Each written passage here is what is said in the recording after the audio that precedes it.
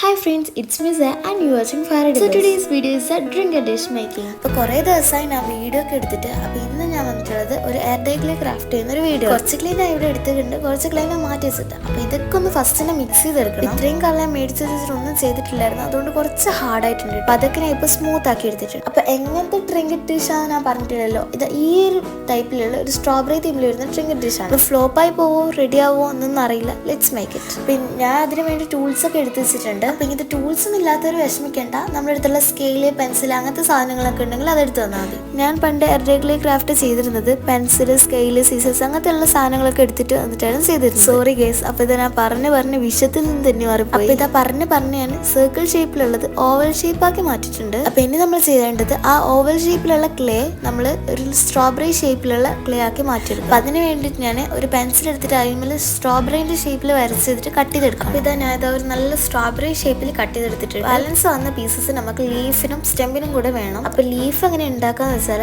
ഇങ്ങനത്തെ ഒരു ഷേപ്പ് ആക്കിയിട്ട് ഫിംഗർ വെച്ചിട്ടോ അല്ലെങ്കിൽ ഇങ്ങനത്തെ ടൂൾസ് വെച്ചിട്ടോ ഒന്ന് പ്രസ് ചെയ്തെടുത്താൽ മതി. അപ്പോൾ നമുക്കൊരു ലീഫിൻ്റെ ഷേപ്പായി കിട്ടും. അപ്പോൾ ഇവിടെ ബാലൻസ് വന്ന ഭാഗം നമ്മളൊന്ന് കട്ട് ചെയ്തെടുത്താൽ മതി. അങ്ങനെ നമുക്കൊരു 3 ലീവ്സ് സെറ്റാക്കി എടുക്കാം. അപ്പം ഗൈസ് ഞാനെല്ലാം സെറ്റാക്കി വെച്ചിട്ടുണ്ട്. സോറി, ഞാൻ സ്റ്റെം അങ്ങനെ ഉണ്ടാക്കുന്നത് കാണിക്കാൻ പറഞ്ഞത്, പക്ഷെ എല്ലാവർക്കും അറിയാമായിരിക്കും സ്റ്റെം അങ്ങനെ ഉണ്ടാക്കുന്നത്. അപ്പോൾ ഇതാ ഒരു ഫിനിഷിങ്ങിന് വേണ്ടിയിട്ട് ഇത്തിരി വാട്ടർ എടുക്കുക, എന്നിട്ട് അതിൻ്റെ മുകളിലേക്ക് ഒന്ന് സൈഡിലും എല്ലാവരും അപ്ലൈ ചെയ്ത് കൊടുക്കുക. അപ്പം ഞാൻ അതൊക്കെ അപ്ലൈ ചെയ്ത് വെച്ചിട്ടുണ്ട്. അപ്പോൾ ഇതിങ്ങനെ റോൾ ചെയ്ത് ഒരു ലോങ് ആയിട്ടുള്ളൊരു ക്ലേ എടുക്കുക. അത് നമുക്കിതിൻ്റെ ചുറ്റും വെച്ച് കൊടുക്കാനാണ്.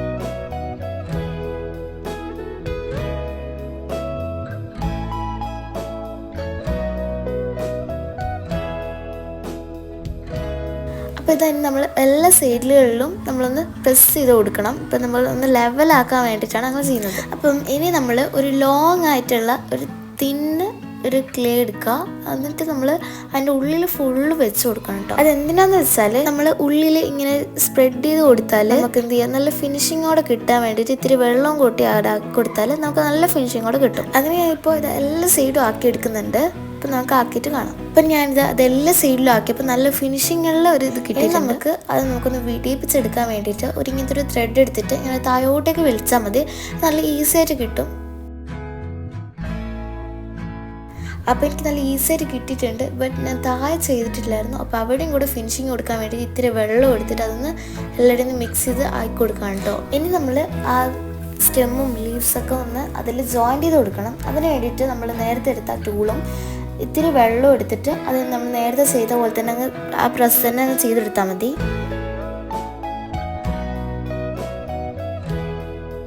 അപ്പോൾ ഇതന്നെ എല്ലാം ചെയ്തിട്ടുണ്ട്. അപ്പോൾ നമുക്കിത് ഡ്രൈ ആയിട്ട് നാളെ കാണാം.